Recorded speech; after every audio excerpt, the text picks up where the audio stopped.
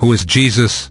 Jesus represents a major figure in the evolution of the world, an initiator, one of the principal initiators of a great period that is now coming to a close in the world.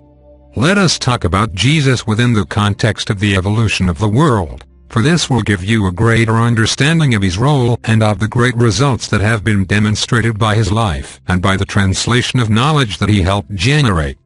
Jesus was sent into the world by his spiritual family to be one of the individuals who would inaugurate a new era in human development and evolution.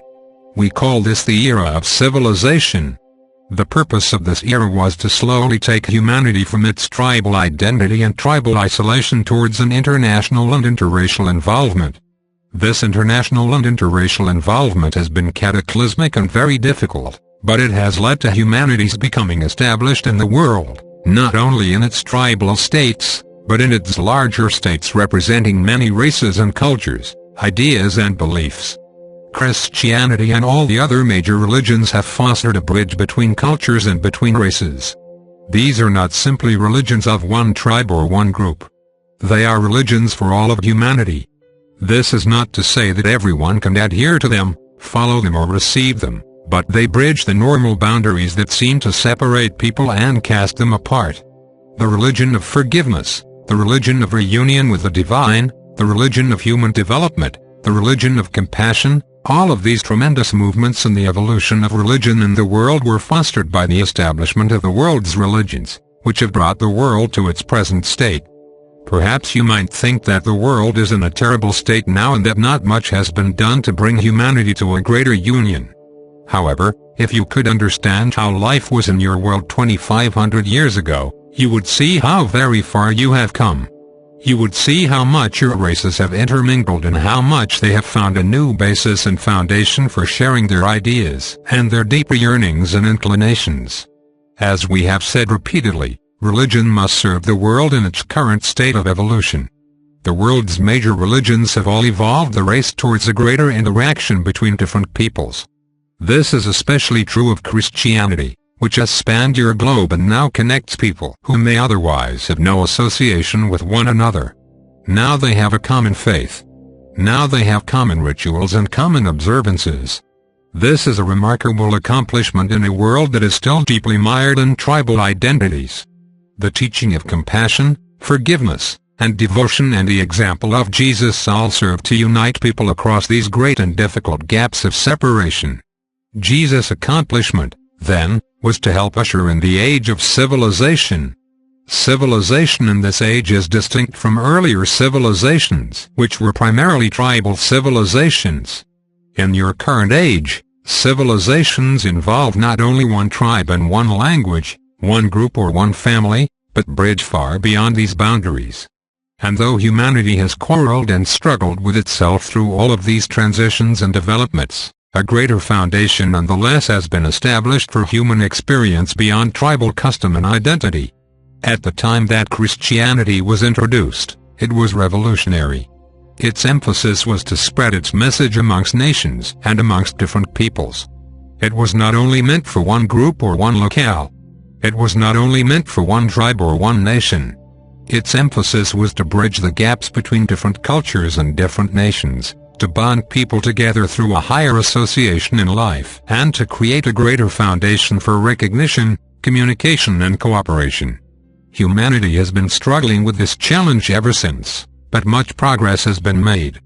Jesus set into motion a direct relationship with the divine through the intermediary of the Holy Spirit, which in greater community understanding would be defined as knowledge itself. This relationship emphasized the divine reality within each person and the possibility for personal revelation and spiritual development. Humanity has been struggling with this ever since, yet it is a remarkable achievement that Christianity is present in the world and that it is accepted by millions of people in different countries, from different cultures and backgrounds. This is a religion for international civilization, as is true of many of the other religious movements that were initiated in the world and that have advanced into a more modern age. To understand Jesus' contribution, we must look back and see what has occurred. Wisdom indeed can be gained in hindsight here. Life before Jesus and life after Jesus are different. There has been a remarkable change.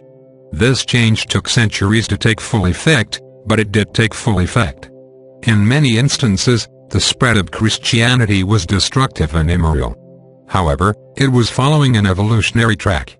It had to happen. Just as the world is now preparing to emerge into the greater community, nations in centuries past were destined to interact with each other, to confront each other, to dominate each other, and to spread their cultures around the world. This has happened to a very large degree. Now we have world religions rather than simply tribal religions. Given the evolutionary process of cultural and social development in the world, and given the progress and evolution of religious and spiritual understanding, you can see that this has been a great step forward. Religion must always keep pace with the evolution of the race which it is intended to serve. Its ability to do this or its inability to do this will determine how beneficial it will be and how great a service it will render. You are now at a new threshold, an even greater threshold than your race faced over 2 millennia ago. Your emergence into the greater community will be the greatest challenge and the greatest opportunity your race has ever experienced. This great threshold will be faced by everyone, not simply by one group, one nation or one culture. This is the possibility for genuinely uniting the world. This also has the possibility for separating the races of the world into a final self-destruction. To enable humanity to advance and to adapt to this greater set of circumstances and the greater community, and to all the attending problems and opportunities that they will offer, religion must evolve. Though Jesus has established a foundation here, even Christianity must now evolve to meet a whole new set of circumstances. Resistance to greater community awareness in the world today is primarily centered in the world's religions. These are religions for man. They are human religions with a human God and a human emphasis. They do not account for life in the greater community. Yet the reality of life in the greater community will challenge their precepts and will challenge the institutions that have been built upon these precepts. Therefore, it is likely in the years to come that the greatest resistance to the acceptance and realization of greater community life will come from the world's religious leaders and the defenders of their respective faiths. However, religion must keep pace with the evolution of the world, and that is why the greater community way of knowledge is being presented into the world at this time. It has come at just the right time. It gives you a head start in preparation, but even with a head start, time is short because greater community forces are in the world today. Their influence over humanity and their impact on your environment are growing. You must be prepared not only to accept their presence, but to encounter them and to deal with their impact on you, both physically and mentally. This requires a new foundation for religious experience. The world's religions will need this if they are to survive in the next era of human development and evolution. Religions have lifespans. This is true throughout the greater community. Religions have lifespans because they serve eras of development. Then they are either replaced or they change and expand in order to adapt. If they cannot adapt, they will be replaced because the reality of life will make their teaching and their emphasis less and less relevant and meaningful. In the greater community, religions are initiated, they reach a maturity, and then they enter old age where they die off. Out of their old age a new impetus, a new meaning and a new message can be given to restore and to renew the race's spiritual vitality and to give this vitality and immediate relevancy to life as it is expanding and developing. Jesus set into motion a great era of development, an era that would serve and challenge people all around the world. His was not the only example, but he was a primary figure. Though he has been idolized and deified, though he has been condemned and scorned, and though he has been used by groups, organizations, tribes and governments for their own purposes, his example still remains the recognition of one person by another across all boundaries of culture, race, economic position, language and orientation. His example provided a greater foundation for relationship, a greater foundation for recognition and a greater possibility for mutual development and achievement. This has been necessary for the development of international societies. This has also been necessary for the development and advancement of your race into a technological age. Now you are at a new beginning. Now you have a greater challenge. Jesus knew that his time and place were crucial. He knew that he would have to play a very visible role in initiating a process that would extend far beyond his own life and awareness. He knew that the effect of his presence would cause violence, warfare and great tribulation, not only for his followers but for other generations of people to come. However, even he could not see at that time the full extent and impact of his contribution. He could not see how it would be used and how it would be misused and misappropriated in the years and centuries to come.